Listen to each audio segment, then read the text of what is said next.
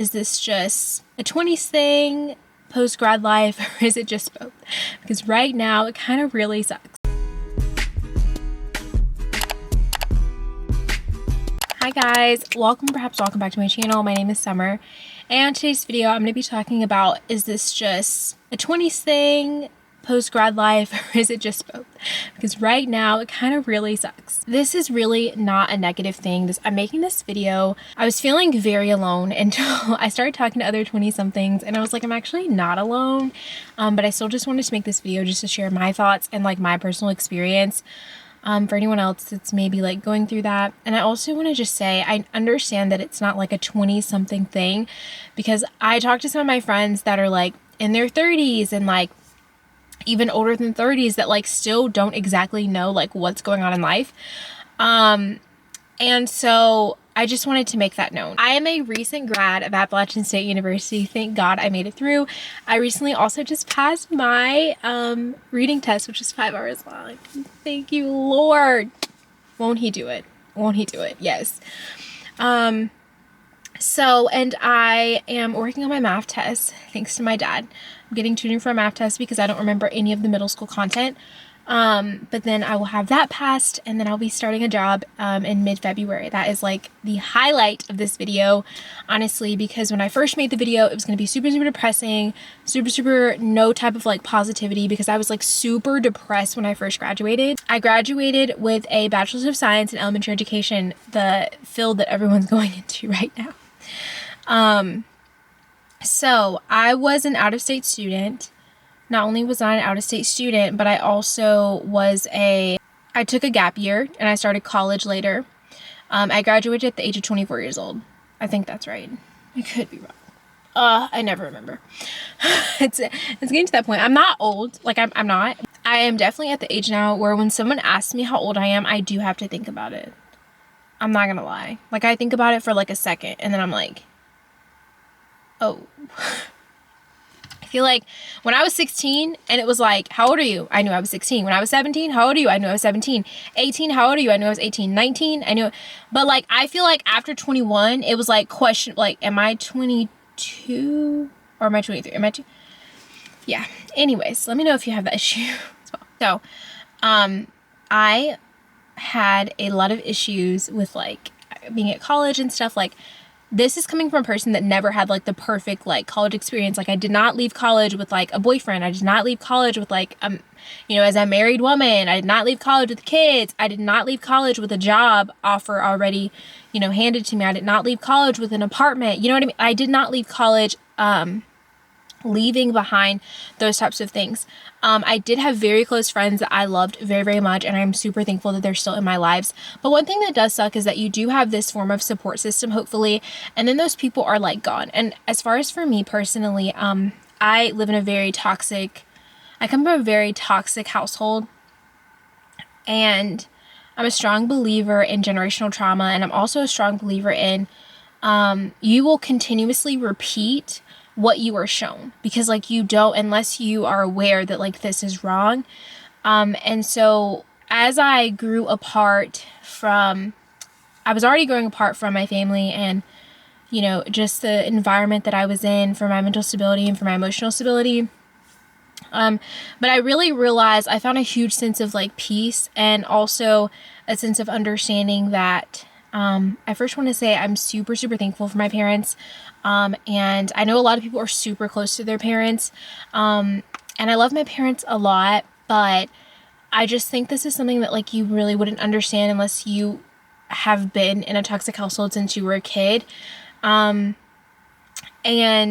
without that type of experience, I just think it's hard for people to understand. I feel like it sounds really bad, especially since a lot of people nowadays, or I'll say this, by my age, a lot of people are parents now and older, like they're parents. And like, if I say something about parents, they're like, whoa. And it's like, you have to deal with the cards that you're dealt. Those are the cards that I was dealt. And you can only control what you can control. And I'm not in the business of controlling my parents. I have to accept them for who they are. I love them. I'm very thankful that, they feed me, that they're working with me in my post-grad struggle of like not having a job. I'm very thankful for that. But at the same time, I also have to be honest with myself about the fact that I am mentally, emotionally, and I am not okay with the things that I am being told. I'm not okay. I'm just not okay with how I mentally am within that environment. So being away from that, I was very, very happy. I wasn't happy. Things happened. You know, college wasn't perfect. I dealt with a lot of racism. I dealt with a lot of basically what I've been dealing with my whole life, if I'm going to be honest. But one thing I also learned is really how to like stand up for myself, even with adults, even with like professors, even with people that I was expected to respect, expected to, I don't want to say be timid around, but I really, really learned that I am not timid anymore, at least. And I am very thankful for that lesson. And I feel like if that would not have happened to me, I would not have been able to really like affirm like, this is not okay. And this is not how this is going to go. Not right now, not in front of me. So I'm very proud of that. I'm also very thankful that I was able to meet friends that were very supportive of me and very loving and very caring, and very nurturing. I have like the best friends. I don't even have a huge friend circle, especially not in college, but the friends that I do have, like literally amazing. And I ask myself, I truly am so thankful for them. Like, I don't know what I did to deserve such incredible friends.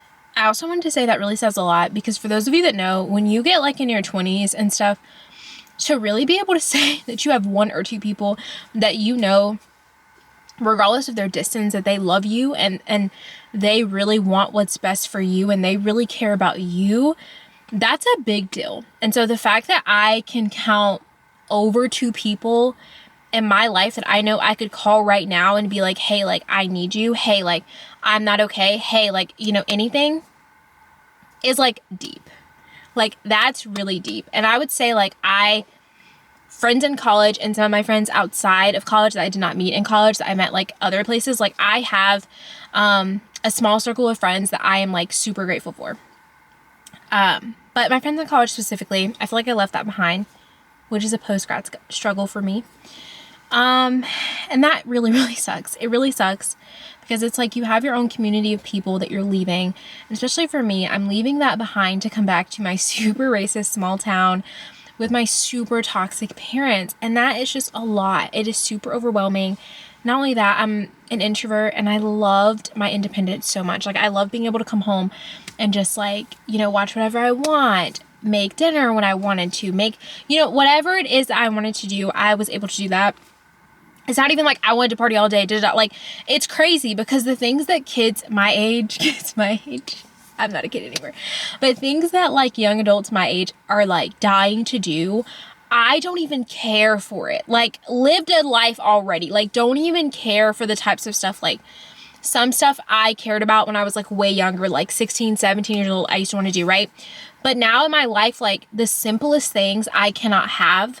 That sense of independence was like stripped away from me. There are no boundaries at my house. And that is just kind of like heartbreaking for me, especially as an introvert, especially as someone that finds that sense of peace. But it's okay. I'm making this video for anyone else that's feeling this. And also because I love making visuals. I've been on this huge kick of just documenting my life and giving God the praise that he deserves for who he is right now in my life. And also for when he does deliver me out of that and when I do get my own place and when I am able to be like, wow, like I really was out. Because I'm gonna tell you one thing.